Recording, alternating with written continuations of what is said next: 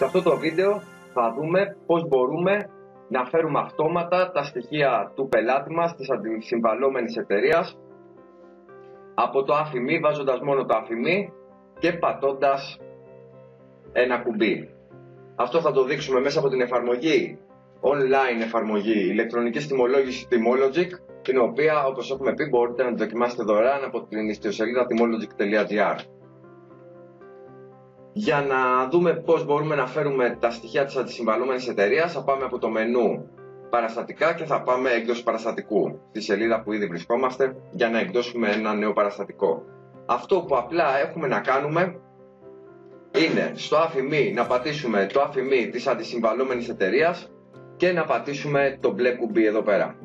Πατώντας το μπλε κουμπί, βλέπουμε το πρόγραμμα φορτώνει αυτόματα και φέρνει τα στοιχεία της αντισυμβαλόμενης εταιρείας, όπως το όνομα, τη χώρα, την πόλη, τη διεύθυνση, τον αριθμό, τον ταχυδρομικό κώδικα, τη ΔΟΗ, το αντικείμενο δραστηριότητας.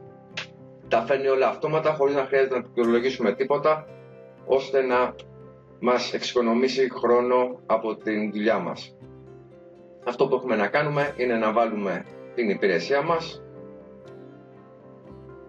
και απλά να πατήσουμε έκδοση για να αποστείλουμε το παραστατικό μας στο My Data.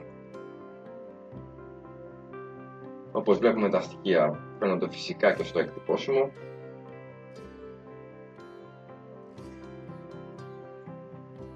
Και έτσι μπορεί να αντλήσουμε τα στοιχεία της κάθε εταιρείας αυτόματα μέσα από την εφαρμογή Timologic.